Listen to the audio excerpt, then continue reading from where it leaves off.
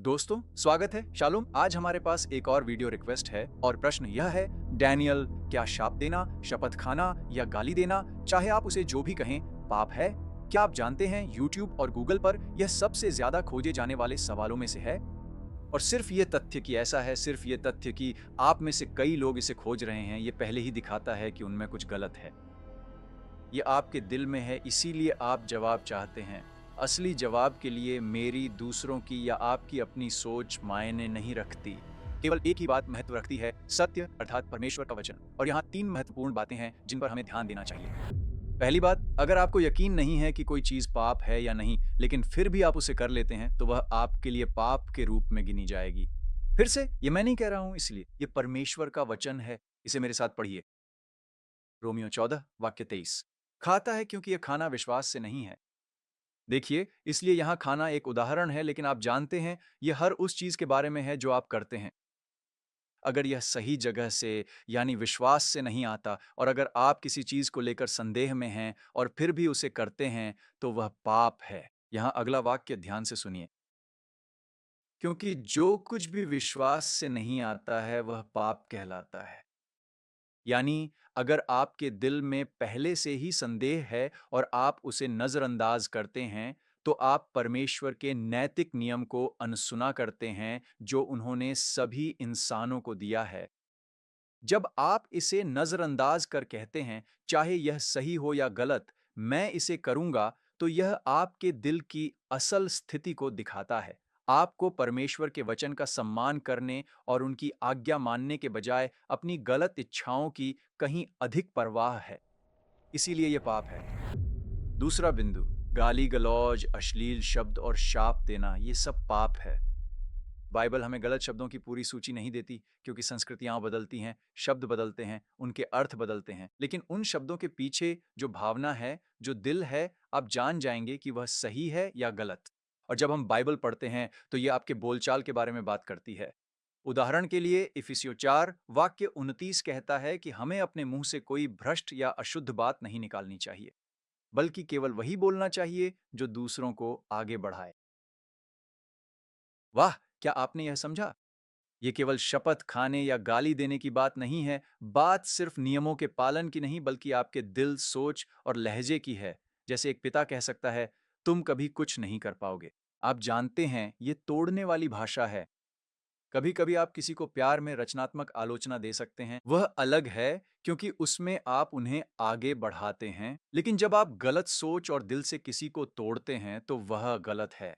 कुलुस्सियों 3 वाक्य 8 कहता है कि हमें अपने मुंह से क्रोध, रोष, द्वेष, निंदा और अश्लील बातें दूर कर देनी चाहिए। पुराने नियम में बहुत से लोग नियमों पर ही ध्यान देते थे, जैसे उन्हें बस इनका पालन करना हो। लेकिन वे यह पूरी बात ही भूल गए कि नियम सबसे पहले क्यों दिए गए थे। पुराने वाचा में नियम को एक शिक्षक के रूप में देखा जाता था, पर पुराने नियम के यहेजकेल में भी परमेश्वर दिल पर ही ध्यान दे रहे थे। वे कहते हैं कि वे उन्हें नया दिल देंगे और तुम्हारे भीतर नई आत्मा डालेंगे।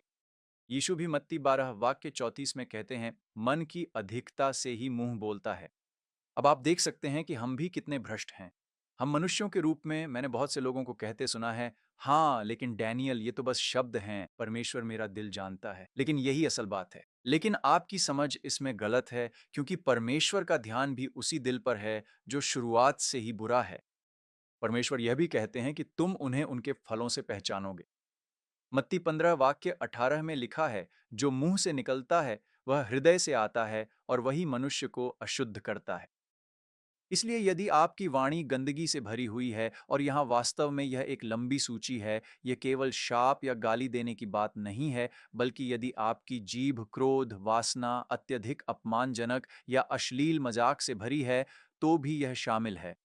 अगर ये चुगली, निंदा, झूठ, डींग मारना, ये सारी बुरी बातें, यहाँ तक कि ईर्ष्या भी है, तब बाइबल कहती है, परमेश्वर कहते हैं, ये किसी गहरी चीज की ओर इशारा करता है। और यही वह जगह है जहां आप में से कई लोगों के लिए यह बहुत असहज हो जाएगा। और यह हमें अंतिम बिंदु नंबर 3 पर ले जाता है। इसलिए यह महत्वपूर्ण है। अश्लील शब्दों का लगातार इस्तेमाल करना और उसकी चिंता न करना, यह दिखाता है कि शायद आप सच्चे मसीही नहीं हैं। क्यों? क्योंकि बाइबल कहती है कि पवित्र आत्मा दोष का बोध कराएगा।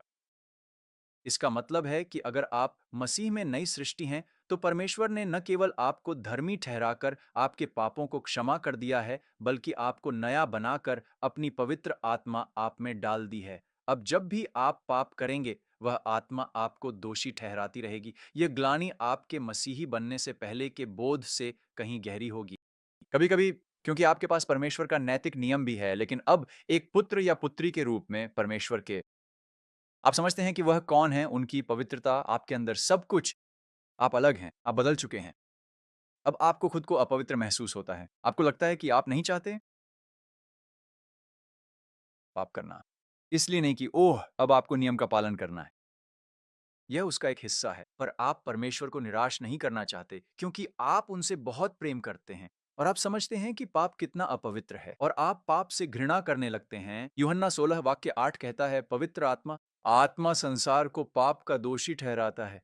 इब्रानियों 12:6 कहता है, प्रभु जिनसे प्रेम करता है उन्हें ताड़ना भी करता है।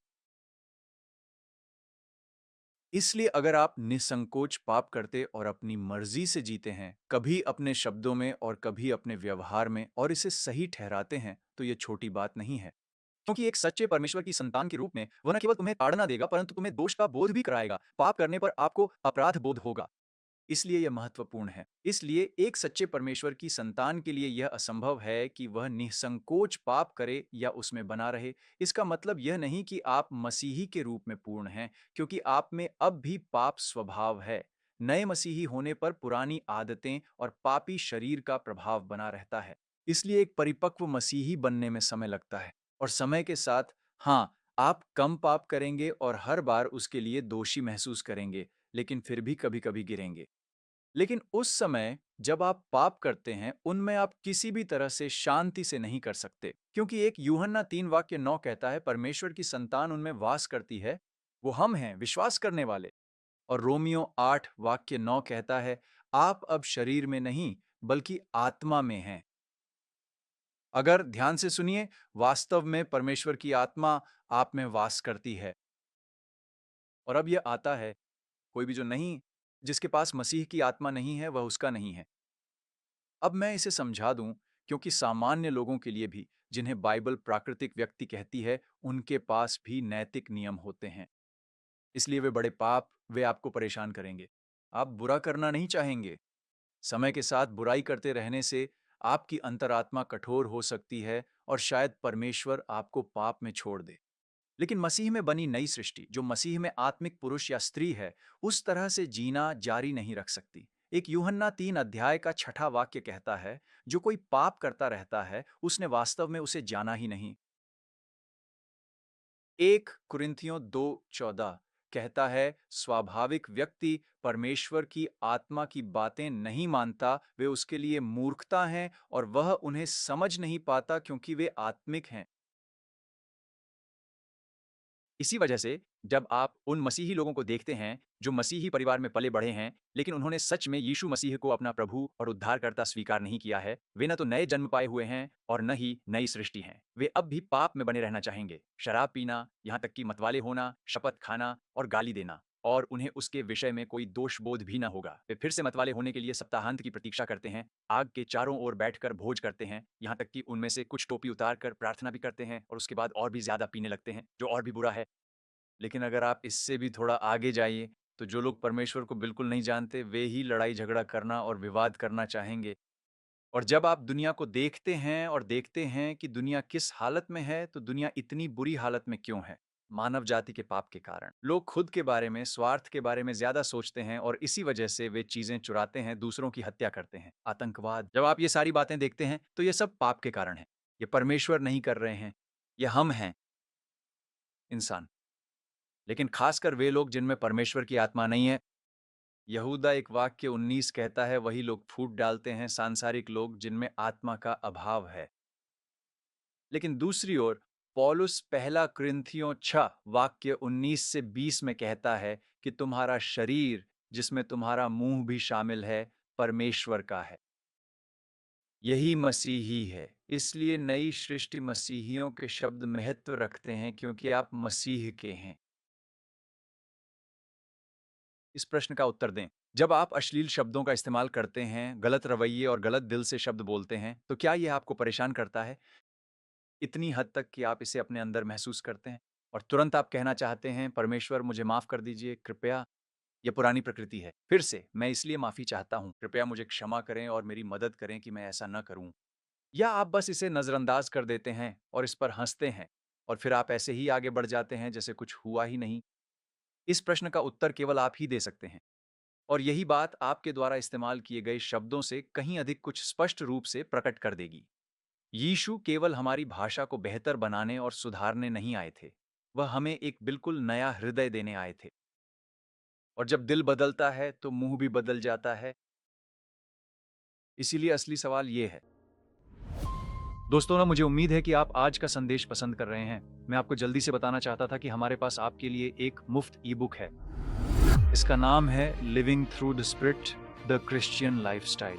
ये 60 से अधिक पृष्ठों की है और इसमें मैं शरीर, आत्मा और आत्मा के बीच के अंतर जैसी बातों पर चर्चा करता हूँ।